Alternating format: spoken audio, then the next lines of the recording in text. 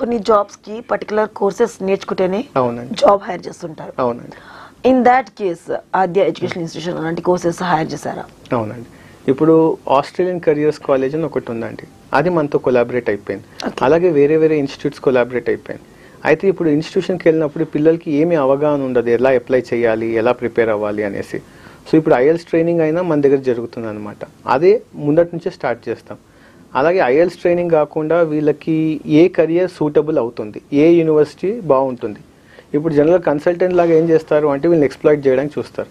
So మేము చూసేది ఏంటి అంటే వాళ్ళతో లైజింగ్ ఉంది కాబట్టి ఈ పిల్లలు ఈ కోర్స్కి వెళ్తే బాగుంటుంది అని సజెస్ట్ చేస్తాం. సో మ్యాక్సిమం మేనేజ్మెంట్కి ఎక్కువ సజెస్ట్ చేయం సార్, ఎందుకంటే అక్కడ ఆపర్చునిటీస్ తక్కువ అయిపోయాయి, అన్నీ ఆఫ్షోర్ అయిపోతున్నాయి. ఐటీ వాటిలో ఎక్కువ ఆపర్చునిటీస్ ఉన్నాయి.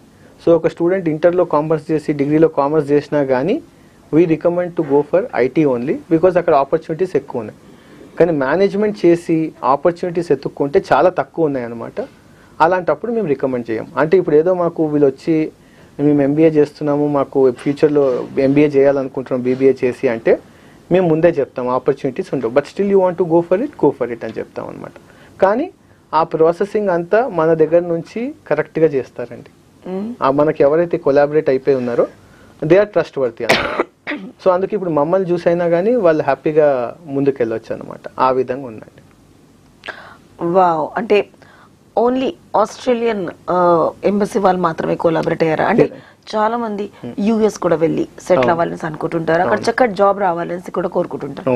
ఇక్కడ చదువుకున్నాక కూడా అక్కడికి వెళ్ళి ఎంఎస్ చేసి మళ్ళీ అక్కడ జాబ్ కోసం వెతుక్కుంటుంటారు. మరి ఆ విధంగా మన దగ్గర అలాంటి కోర్సెస్ డిజైన్ చేసి వాళ్ళకి డైరెక్ట్ వర్క్ షీట్ మీద పంపించే జాబ్స్ లాంటివి కోర్సెస్ లాంటివి లేవంటారా?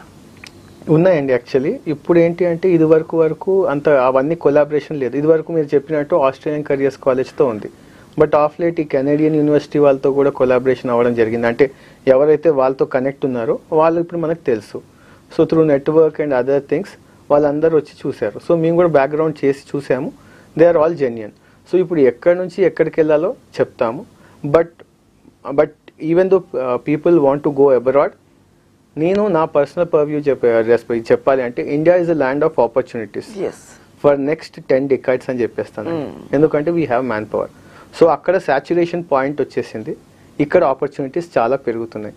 So if you want to explore world go for it, but opportunities పరంగా చూసుకోవాలి అనుకుంటే India would be a better opportunity. So మీరు ఇక్కడ ఎంత ఎక్స్ప్లోర్ చేయాలనుకుంటే అంత చెయ్యండి and it would be always better. Wow, definitely అండి. ఇప్పుడు